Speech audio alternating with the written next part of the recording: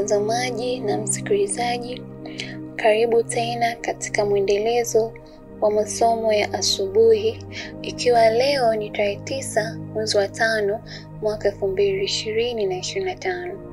Karibu tuombe. Baba yetu uliye mbinguni, tunakushukuru kwa wema na fadhili zako katika maisha yetu. Tunapoenda kujifunza neno lako, kawe nasi, ni katika jina la mwana Yesu Kristo. Amina. Somo linasema usiwe na miungu mingine.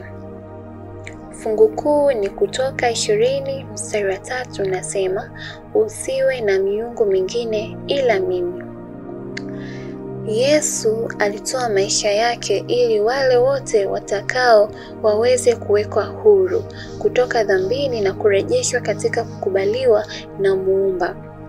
Ilikuwa ni matarajio ya ulimwengu mtakatifu uliokombolewa ambayo alimsukuma Kristo kutoa dhabihu hii kuu.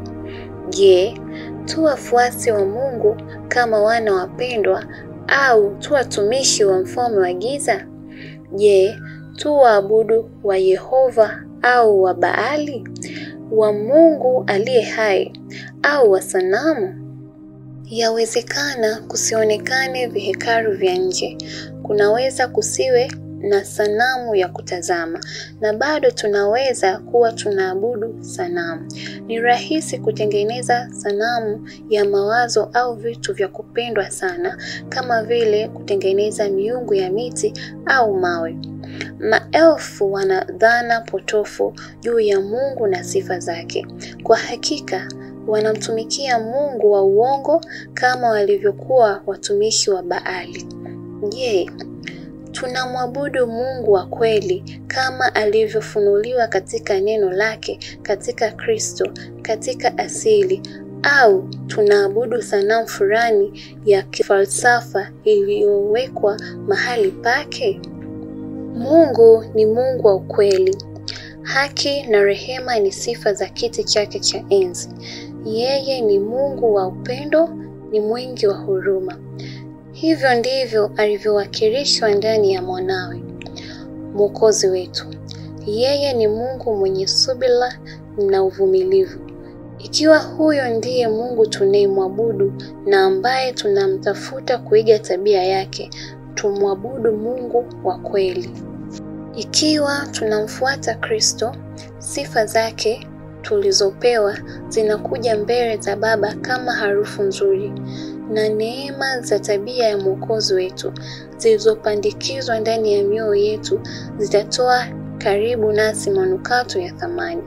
Roho ya upendo, upole na ustahimilivu inayotawala maishani mwetu itakuwa na uwezo wa kulainisha na kutiisha mioyo migumu na kumletea Kristo wapinzani wakali wa imani. Msitende neno lolote kwa kushindana wala kwa majivuno, bali kwa unyenyekevu kila mtu na amhesabu mwenziwe kuwa bora kuliko nafsi yake.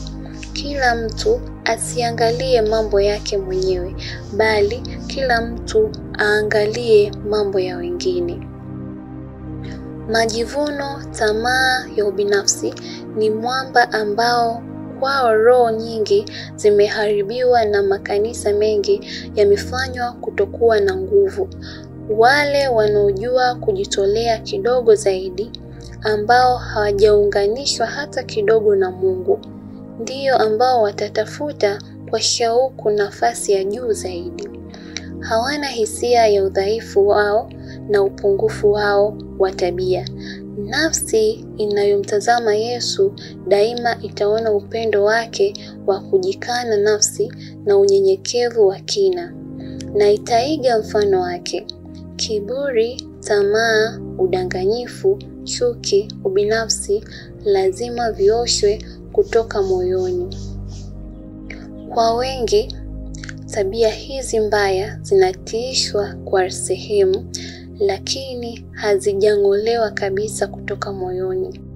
Chini ya hali nzuri, wanachipuka upya na kukomaa katika uasi dhidi ya Mungu. Hapa kuna hatari ya kutisha. Kutunza dhambi yoyote ni kuthamini adui ambaye anangojea tu wakati usio na ulinzi wa kusababisha uharibifu wetu. Neema ya Mungu ni tumaini letu pekee. Kutoka Testimonies for the Church 5 kurasa wa 173 mpaka 175. Mwenyezi Mungu akubariki sana.